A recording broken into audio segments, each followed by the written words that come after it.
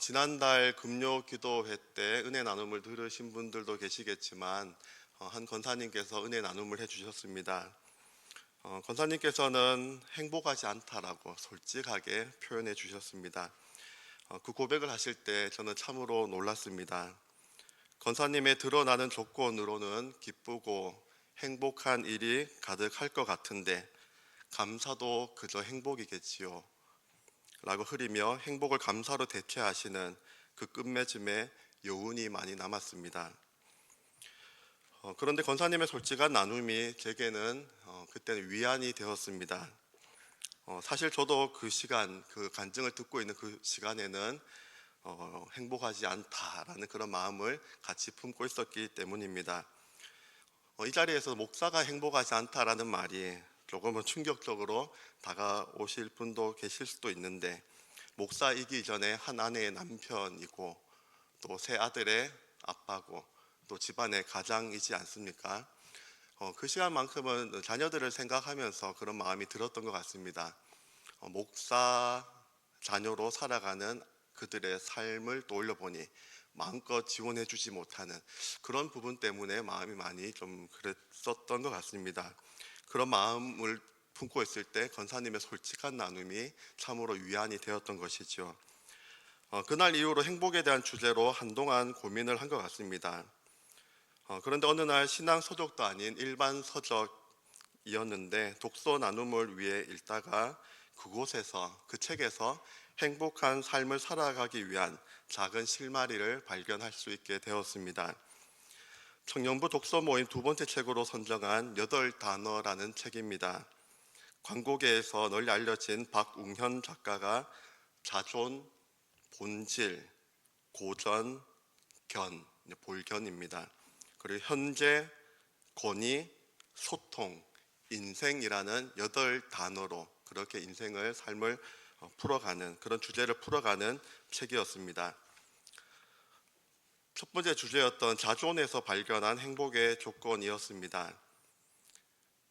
회사의 부하 직원이 어느 날 작가에게 진지한 질문을 하게 됩니다. 팀장님, 아이에게 무엇을 가르쳐야 아이가 행복해질 수 있을까요? 라는 진지한 질문이었죠. 작가가 대답합니다. 딱 하나를 꼽으라면 나는 자존을 선택하겠어. 이 세상에서 중요한 가치가 많지만 그 중에서도 자존이 제일 기본이라고 생각해. 스스로를 존중하는 마음, 그 자존, 스스로를 또 좋게 여기는, 가치 있게 여기는 그 마음입니다. 이게 있으면 어떤 상황에 처해도 행복할 수 있지 않을까라고 답을 합니다. 스스로를 존중하는 마음, 나를 소중하다라고, 나를 특별하다라고 여기는 그 마음입니다. 한 동화책이 생각났습니다. 맥스 루케이도의 너는 특별하단다라는 동화책입니다. 80억 인구가 있다 하지만 똑같은 사람은 아무도 없죠. 일란성 쌍둥이로 태어나도 얼마나 다른지 똑같은 사람은 세상에 존재하지 않습니다. 주인공은 나무사람 펀치넬로입니다. 펀치넬로가 살아가는 세상은 서로 황금색 별표 그리고 회색 전표를 서로 붙여가며 평가하며 살아가는 세상입니다. 외모가 뛰어나거나 재주가 많거나 칭찬받는 행동을 하면 반짝반짝 빛나는 황금색 별표를 몸에 붙여주고, 반대로 못생겼거나 재주가 없거나 실수를 하면 회색 전표를 붙여줍니다. 주인공 펀치넬로 몸에는 수많은 회색 전표가 붙여져 있습니다. 얼굴도 못생겼고 하는 일마다 실수투성이었기 때문입니다.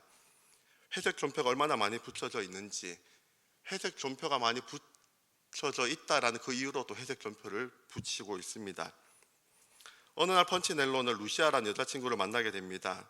그런데 그녀의 몸에는 아무것도 붙여져 있지 않습니다. 그녀의 소개로 펀치넬로는 목수 엘리를 찾아갑니다. 엘리가 펀치넬로의 전표를 바라보자 그는 황급히 저는 이런 전표를 받고 싶지 않았다라고 그렇게 변명합니다. 그러자 엘리는 대답하지요. 얘야, 다른 사람들이 너를 어떻게 생각하는지는 중요하지 않단다. 한 번도 세상을 살아가며 들어보지 못한 말을 그 목수에게로부터 듣게 됩니다. 정말요? 펀치넬로 놀라서 묻지요. 엘리는 대답합니다. 남들이 너를 어떻게 생각하느냐는 중요하지 않아. 내가 너를 어떻게 생각하느냐가 중요하단다. 난 내가 아주 특별하다라고 생각해라고 대답합니다. 그래도 이렇게 반문하죠. 전 특별한 게 하나도 없다라고 생각합니다. 아니야. 내가 널 만들었기 때문에 넌 내겐 특별하단다. 너는 내게 무척 소중하단다 라고 대답합니다. 점표가 내 몸에 붙여져 있는, 그대로 붙여져 있는 이유는 바로 너 때문이야. 너가 그 점표를 의식하고 상대방을 의식하고 그렇게 살아가기 때문에 그 점표가 계속 붙여져 있는 것이다 라고 말합니다. 너가 그것을 중요하게 생각하고 있기 때문이지 남이 너를 어떻게 생각하는지는 중요하지가 않단다. 내가 널 어떻게 생각하고 있는지가 중요하니 그것만 늘 생각하라 라고 말합니다. 세상의 시선 혹 나의 시선으로 나를 바라볼 때 난 볼품 없고 잘하는 것도 없고 특별하지 않다라고 생각할 수도 있고 그 모습이 나인 것처럼 회색 점표를 가득 붙여놓고 살아갈 수 있는 것입니다. 반대로 황금색 별표라고 다를 바 있습니까? 그 황금색 별표를 바라보며 자랑하며 또 상대방을 의식하며 살아가게 되지 않겠습니까? 여러분을 지으신 하나님께서 여러분 한 사람 한 사람을, 여러분 자녀 한 명 한 명을 바라보는 그 시선이 중요합니다. 하나님께서 나를 바라보시는 그 시선이 중요하다라는 것이죠. 하나님의 시선으로 나를 바라볼 필요가 있습니다. 하나님께서는 여러분 한 사람 한 사람을 위해 하나뿐인 아들을 희생하셨습니다. 이 땅에 보내주셨습니다. 추수감사주의를 통해 지난 한 해를 돌아보며 감사의 제목을 찾으며 한 해를 마무리하고 있습니다. 이제는 12월 첫 주일로부터 시작되는 대림절을 그렇게 맞이하며 또 성탄절을 기대하며 2025년 새해를 미리 기도로 준비할 수 있는 시기가 다가옵니다. 세상의 달력과 달리 교회력은 대림절을 시작으로 새해가 시작됩니다.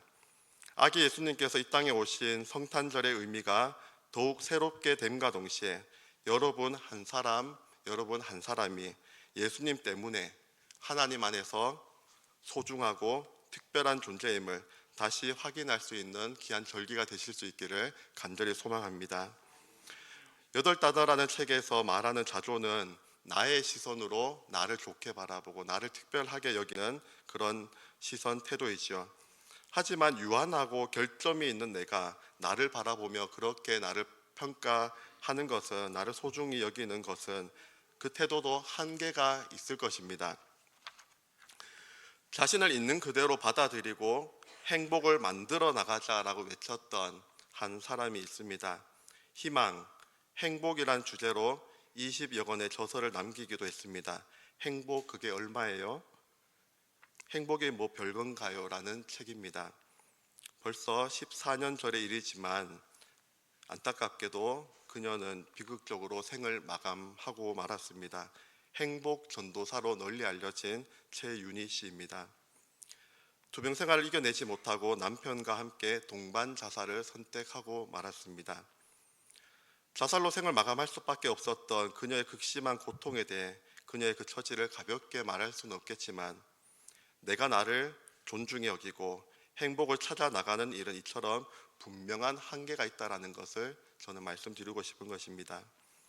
세상 속에서 나라는 존재는 처지와 형편, 상황과 환경에 따라 흔들릴 수밖에 없습니다. 우리는 흔들리는 땅에 속한 자가 아니라 영원히 흔들리지 않는 하늘에 속한 자로 살아가는 자들입니다. 그래서 하늘에 계신 하나님께서 나를 바라보는 그 시선이 중요한 것이지요. 하나님 안에서 우리 각 사람이 특별한 존재임을, 하나님의 자녀라는 정체성을 잃어버리지 않는 것이 중요합니다. 우리는 자존뿐만 아니라 우리의 행복도 세상 속에서 세상의 시선과 세상의 조건이 아닌 오직 주님 안에서 발견할 수 있어야 하겠습니다.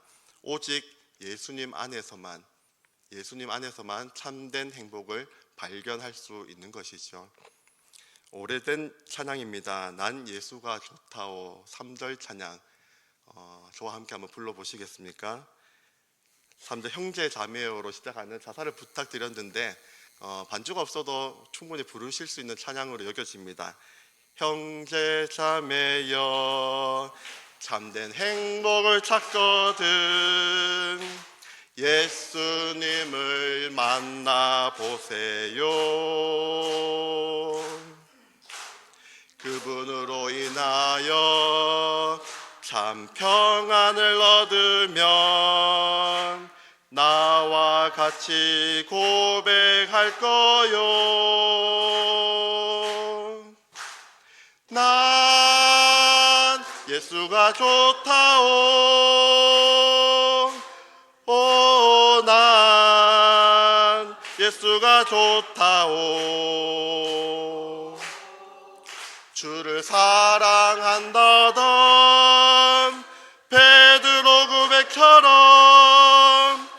난 예수를 사랑한다오. 아멘. 형제 자매여, 참된 행복을 찾거든 예수님을 만나보세요. 그분으로 인하여 참 평안을 얻으면 나와 같이 고백할 거요. 난 예수가 좋다오. 그 예수님 안에서만 참된 행복이 있음을 잊지 말고 예수님 안에서 참된 행복을 찾아 나가시는 저와 여러분이 될 수 있기를 간절히 소망합니다. 사도 바울은 빌립보서 4장 4절 말씀에서 빌립보 교회 교인들을 향해 기뻐하라고, 항상 기뻐하라 외칩니다. 그런데 빌립보서는 다 아시다시피 옥중소신이죠. 감옥 안에서 기뻐하라는 말이 좀 맞지 않지 않습니까? 하지만 바울은 이렇게 권면하고 있지 않습니까? 내가 다시 말하노니 주 안에서 기뻐하라. 바울은 지금 감옥 안에 있다 여기지 않습니다. 주님 안에 있다 여기기 때문에 감옥 안에서도 기뻐할 수 있는 것이고 그 기쁨을 가지고 기뻐하라, 항상 기뻐하라라고 그렇게 권면하고 있는 것입니다. 오직 주님 안에서 행복을 발견하고 주님 안에서만 행복을 누릴 수 있는 우리 모든 자녀들이 될 수 있기를 간절히 소망합니다. 8단어 책에서 두 번째 발견한 행복의 조건은 현재라는 주제입니다. 전에 잠깐 나누었지만 제가 전임 사역, 이제 주일에만 교회를 나가다가 이제 풀타임으로 출근을 해서 교회를 섬기게 될 때 막중한 부담감이 있었습니다. 염려도 있었습니다. 그때 교구 목사님께서 오늘 맡겨진 사역을 그냥 오늘 주어진 숙제하듯이 해라는 가볍게 던진 그 한마디가 저에게는 참 위안이 되었습니다. 내일을 염려하지 말고 그저 오늘 맡겨진 사역에만 집중하라는 것입니다. 내일을 미리 염려한다라고 해서 바뀌어지는 것이 있습니까? 오히려 현재 귀중한 오늘에 집중하지 못할 뿐입니다. 나에 대한 존중만큼이나 현재 이 순간에 대한 존중이 있을 때 삶을 바라보는 가치도 달라질 수도 있다라고 저자는 고백합니다. 오늘 여러분은 예배 자리에서 이 시간 현재 말씀을 듣고 계시고 또 좀 전에는 난 예수가 좋다오라고 그래도 마음을 담아 하나님께 찬양을 드렸습니다. 고백을 올려드렸습니다. 난 예수가 좋다라고 고백하는 이 순간이, 이 다짐이 더 나은 삶을 위한 디딤돌이 될 수 있는 것입니다. 산상순의 한 말씀입니다. 그러므로 내일 일을 위하여 염려하지 말라. 내일 일은 내일이 염려할 것이요 한날의 괴로움은 그날로 족하니라. 한날의 괴로움은 그날로 족할 뿐입니다. 내일 일은 내가 아니라 내일이 염려할 일입니다. 행복이라는 것도 감정의 하나이죠. 행복할 때도 있고 행복하지 않을 때도 있는 것입니다. 삶이란 기쁠 때도 있고 슬플 때도 있는 것이죠. 그래서 야고보서에서는 이렇게 말씀하고 있습니다. 야고보서 5장 13절 말씀입니다. 너희 중에 고난 당하는 자가 있느냐? 그는 기도할 것이요 즐거워하는 자가 있느냐? 그는 찬송할지니라. 고난과 같이 여겨지는 그런 상황 속에서도 기도하면 되는 것입니다. 또 기쁘고 행복한 순간을 보내고 계시는 분이 계시다라고 하면 그 마음 그대로 하나님께 찬양을 올려드리면 되는 것이죠. 이 시간 또 한 찬양이 제가 설교 중에 생각이 나서 찬송가 325장 예수가 함께 계시니 라는 찬양인데 이 찬양도 반주 없이 한번 우리 입술의 고백으로만 하나님께 올려드리기를 원합니다.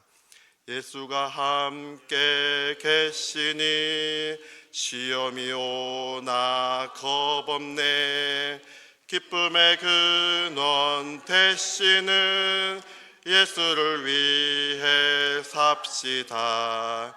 날마다 주를 섬기며 언제나 주를 기리고 그 사랑 안에 살면서 딴 길로 가지 맙시다. 아멘. 날마다 주를 섬기며 언제나 주를 기리며, 이 표현이 중요한 것 같습니다. 날마다 언제나 주를 섬기고 기리며 그 사랑 안에서 살아가며 오늘도 내일도 매일의 일상이 기쁨의 근원이 되시는 예수님을 위해 살아가는 하나님의 자녀들의 복된 일상을 살아가실 수 있기를 간절히 소망합니다. 일반 서적이었지만 책의 내용인 존중, 현재라는 두 가지 주제를 예수님과 연결을 시켜보니 행복한 삶에 대한 나름대로 해답을 이미 알고 있었지만 잊고 있었던 것을 다시금 발견하게 해주셨습니다. 기쁨, 행복의 조건을 내 안에서 찾다 보니 참된 행복을 놓치며 살았구나라는 반성을 해보게 되었습니다. 그 시선을 놓쳐버린 것이지요.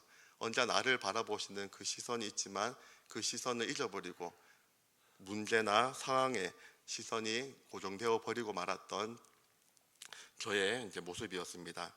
내 안에서가 아니라 예수님 안에서 행복을 추구하고 예수님 안에서 행복을 누리며 살아가야 하는 것입니다. 오늘 본문 속에서 사도 바울은 우리를 향해 이 마음을 품으라 라고 권면하고 있습니다. 5절 말씀입니다. 2장 5절 말씀 함께 읽겠습니다. 너희 안에 이 마음을 품으라 곧 그리스도 예수의 마음이니. 아멘. 그 예수님의 마음에는 행복감이 있었을까라는 질문을 해보게 되었습니다. 기쁨이 있으셨을까? 이어지는 구절을 읽어드립니다. 그는 근본 하나님의 본체시나 하나님과 동등됨을 취할 것으로 여기지 아니하시고 오히려 자기를 비워 종의 형체를 가지사 사람들과 같이 되셨고 사람의 모양으로 나타나사 자기를 낮추시고 죽기까지 복종하셨으니 곧 십자가에 죽으심이라. 자기를 낮추시고 복종하는 그 삶, 십자가를 행복한 삶이다라고 말할 수 있습니까? 결코 그렇게 말할 수 없을 것입니다. 그런데 예수님께서는 기쁨을 위하여 이 모든 것을 감수하셨다라는 사실을 히브리서 말씀에서 발견할 수 있었습니다. 히브리서 12장 2절 말씀을 제가 읽습니다. 믿음의 주여 또 온전하게 하시는 이 예수를 바라보자. 그는 그 앞에 있는 기쁨을 위하여 십자가를 참으사 부끄러움을 개의치 아니하시더니 하나님 보좌 우편에 앉으셨느니라. 아멘. 예수님에게도 십자가는 피하고 싶은 고난이었습니다. 하지만 그 십자가를 참으실 수 있었던 이유가 있으시죠. 바로 고난 너머에 있는 기쁨입니다. 보이지 않지만 분명히 약속된 그 기쁨을 위하여 십자가를 참으실 수 있었고 그 부끄러움도 개의치 아니하실 수 있었던 것입니다. 예수님의 고난과 비교할 수는 없겠지만 해산의 고통도 이와 같습니다. 해산을 앞두고 있으면 얼마나 걱정이 되며 불안합니까? 아내가 첫째를 낳을 때 오후부터 진통이 찾아왔는데 새벽 1시가 되어서야 출산을 하였습니다. 이제 못하겠다라고 포기하는 그 순간, 그 시간을 넘기니 그 순간 첫째가 태어나게 된 것입니다. 아기가 태어나자 지난 고통, 오랜 고통은 모두 잊어버리고 말았습니다. 그러니 둘째도 셋째도 낳게 되는 것이지 않습니까? 안나 요정도의 찬양을 했는데 젊은 엄마들도 해산의 고통만 생각하면 어떻게 또 아이를 낳을 수 있겠습니까? 아이를 바라보는 그 기쁨이 더 크기 때문에 또 그 해산의 수고를 감내할 수 있는 것이지 않습니까? 진통 끝에 찾아오는 해산의 기쁨이 더 크기에 지난 고통은 다 잊어버리게 되는 것입니다. 오늘 본문에 이어지는 구절입니다. 죽기까지 복종한 이후 예수님께서 누렸던 참 기쁨과 행복, 영광입니다. 9절부터 제가 읽어드립니다. 이러므로 하나님이 그를 지극히 높여 모든 이름 위에 뛰어난 이름을 주사 하늘에 있는 자들과 땅에 있는 자들과 땅 아래 있는 자들로 모든 무릎을 예수의 이름에 꿇게 하시고 모든 입으로 예수 그리스도를 주라 시인하여 하나님 아버지께 영광을 돌리게 하셨느니라. 아멘. 예수님께서는 이 잔을 내게서 옮겨달라고 그렇게 기도하시기도 하셨지만 결국 아버지의 뜻대로 되기를 원하나이다 라는 기도를 하시며 하나님의 뜻에 복종하셨습니다. 왜냐하면 하나님의 뜻 안에서 참된 행복을 발견할 수 있기 때문입니다. 예수님께서는 늘 아버지의 기쁨을 위해 살아가셨습니다. 요한복음 8장 29절입니다. 나를 보내신 이가 나와 함께 하시도다. 나는 항상 그가 기뻐하신 일을 행함으로 나를 혼자 두지 아니하셨느니라. 아멘. 나의 기쁨이 아니라 내 안에서 찾는 행복이 아니라 예수님처럼 오직 하나님 안에서 참된 기쁨과 행복을 찾을 수 있는 하나님의 자녀들이 될 수 있기를 간절히 소망합니다. 오늘 본문에서 사도 바울은 나의 기쁨을 충만하게 하라고 권면하고 있습니다. 비단 바울만의 기쁨은 아니겠지요. 바울 안에 계시는 예수님의 기쁨이기도 합니다. 1절부터 많은 권면의 말을 하고 있는데 3절, 4절 말씀입니다. 3절 말씀은 제가 읽고 4절 말씀을 함께 읽겠습니다. 아무 일에든지 다툼이나 허영으로 하지 말고 오직 겸손한 마음으로 각각 자기보다 남을 낮게 여기고 각각 자기 일을 돌볼 뿐더러 또한 각각 다른 사람들의 일을 돌보아 나의 기쁨을 충만하게 하라. 아멘. 한 해를 되돌아볼 때 앞만 보고 열심히 그렇게 달려오셨다면 한 해를 마무리하는 이 시기에는 마음의 여유를 가지고 다른 사람들의 일도 돌아볼 수 있는 한 지체된 우리들이 되기를 원합니다. 앞만 보고 달려오느라 뒤처져 있는 지체들은 없는지 함께 주변을 돌아보기를 원하고 각 여전도의 남성교에 속한 형제 자매들이 있지 않습니까? 혹여나 뒤처져서 따라오지 못하는 지체들이 분명히 있을 줄 압니다. 지체들을 돌아보며 권면하고 이렇게 세우며 함께 한 해를 잘 마무리할 수 있는 우리 교회가 되기를 간절히 소망합니다. 오늘 설교를 이제 마무리하며 이 찬양이 설교를 다 표현하고 있구나라는 찬양이 있었습니다. 바로 행복이라는 찬양입니다. 행복이라는 찬양을 마지막 우리 찬양의 입술의 고백으로 하나님께 올려드림으로 설교를 맺습니다. 함께 영상 찬양인데요. 영상에 있는 가사를 보시며 늘 불렀던 찬양이지만 이 시간만큼은 가사를 의미하면서 그렇게 하나님께 마음으로 찬양해도 좋고요. 또 입술을 또 담아 또 함께 찬양 올려드리면 좋을 것 같습니다. 함께 찬양으로 하나님께 기도하겠습니다.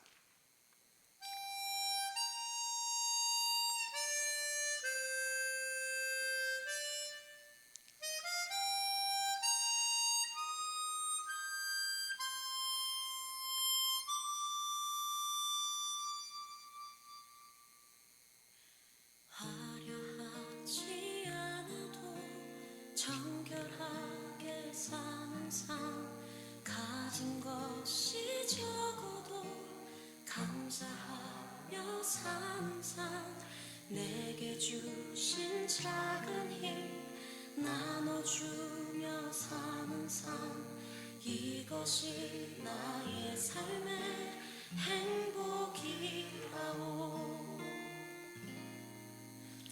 눈물 날 일 많지만 기도할 수 있는 것, 억울한 일 많으나 주를 위해 참는 것, 비록 짧은 작은 삶 주 뜻대로 사는 것, 이것이 나의 삶의 행복이라오. 이것이 행복이라오. 세상은 알 수 없는 하나님 선물, 이것이 행복이라오.